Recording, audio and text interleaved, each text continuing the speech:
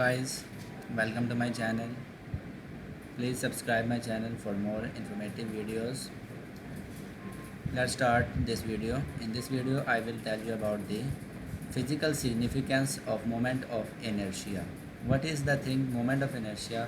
Most of the people remain confused with this.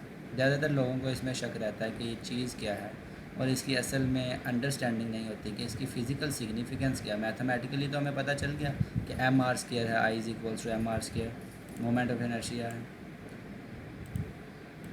लेकिन हमें ये नहीं पता चलता कि ये असल में इसकी फ़िज़िकल सिग्निफिकेंस क्या है। तो मैं आपको इस वीडियो में इसकी फ़िज़िकल सिग्निफिकेंस बताता हूँ। तो फ़र्ज़ करें कि ये एक हमारे पास एक सिलेंडर है जो कि अपने इस एक्सिस के अबाउट रोटेट कर सकता है। अब इसके मोमेंट ऑफ इनर्शिया का जो फार्मूला है हमारे पास वो है आई इज़ इक्वल्स टू इस एक्सिस के अबाउट मोमेंट ऑफ इनर्शिया। जब भी कभी पूछा जाए कि मोमेंट ऑफ इनर्शिया बताएं तो एक्सिस ज़रूर स्पेसिफाई करेगा। I is equals to M R square. इस सिलेंडर का मास अगर एम है और इसका जो क्रॉस सेक्शनल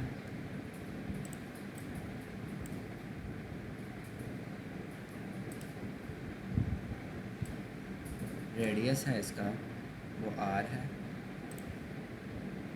यहाँ से यहाँ तक फासला ये आर, मास एम है, रेडियस आर है, तो इसका मोमेंट ऑफ इनर्शिया क्या होगा? I is equals to M R square, R capital.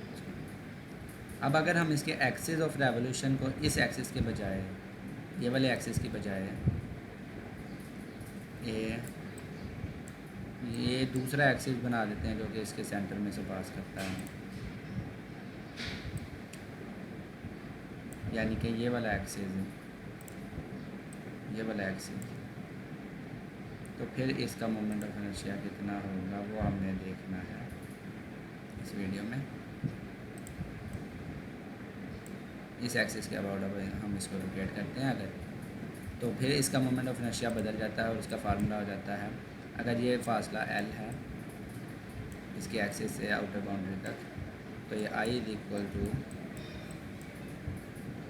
M L square by 12, M L square by 12 plus M R square by 4।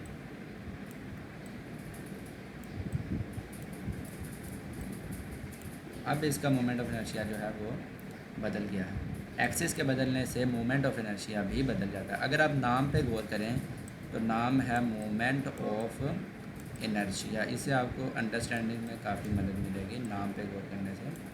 Moment of inertia, inertia के बारे में तो आप जानते होंगे कि इनर्शिया जो है वो प्रॉपर्टी ऑफ मास है जिसके बदौलत वो अपनी स्टेट ऑफ रेस्ट या स्टेट ऑफ मोशन को मेंटेन रखने की कोशिश करता है। और मोमेंट भी आप जानते हैं कि टर्निंग इफ़ेक्ट जो है किसी भी फोर्स का वह मोमेंट होता है।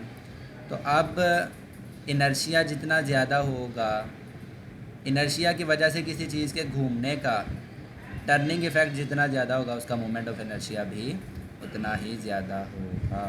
तो कोई चीज़ अगर इस एक्सिस के अबाउट रोटेट करती है तो उसके घूमने की सलाहियत, टर्निंग इफ़ेक्ट जो है वो और होगा, और अगर इस एक्सिस के अबाउट रोटेट करती है तो उसके टर्निंग इफ़ेक्ट जो है वो और होगा। तो ये मोमेंट ऑफ इनर्शिया एक ऐसी चीज़ है जो फिक्स नहीं है बल्कि एक्सिस ऑफ रेवोल्यूशन पर डिपेंड करती है,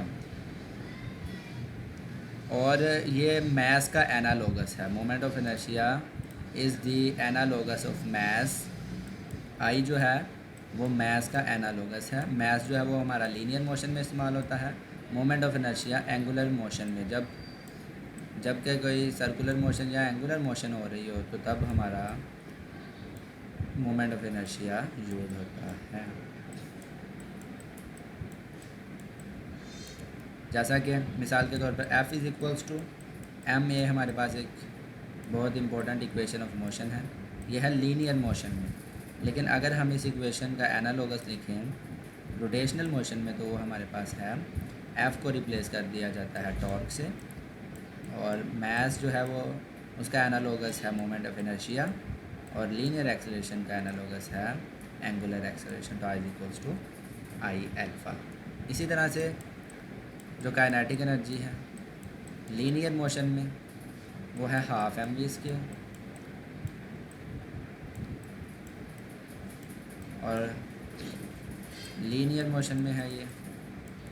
और काइनेटिक एनर्जी जो एंगुलर मोशन में है वो सेम इसका एनालोगस है, हाफ जो है कांस्टेंट है। मास का एनालोगस है मोमेंट ऑफ इनर्शिया। मैं अगेन रिपीट कर रहा हूँ, ये डिपेंड करता है रेडियस जो है एक्सिस ऑफ रेवोल्यूशन पे, ये डिपेंड करता है मास पर भी ये डिपेंड करता है। और इसकी जो वेलोसिटी का एनालोगस है angular velocity, half I omega square. Last में बता दूं कि ये एक स्केलर क्वांटिटी है, moment of inertia scalar quantity है, और इसके यूनिट्स हैं आपके पास किलोग्राम मीटर स्क्वायर।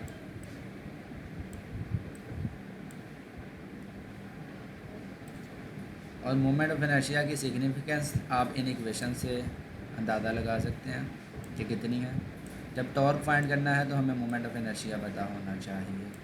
टॉर्क जो है वो एक बहुत इंपॉर्टेंट टर्म है एंगुलर मोशन में। हमें अपनी मोटर की पावर की टॉर्क निकालनी होगी, कितनी मोटर जो है किस पावर की किस टॉर्क की रिक्वायर है, तो उसके लिए हमें मोमेंट ऑफ इनर्शिया की ज़रूरत पड़ेगी। और अगर हम इसको कैलकुलेट नहीं कर सकते तो हम ये अपने मोटर का टॉर्क भी कैलकुलेट नहीं कर पाएंगे। इसी तरह से काइनेटिक एनर्जी जो एंगुलर मोशन में है उसके लिए भी हमें मोमेंट ऑफ इनर्शिया की ज़रूरत है। तो बहुत सी टर्म्स और ऐसी हैं जो जिनके लिए मोमेंट ऑफ इनर्शिया नहायत ज़रूरी है।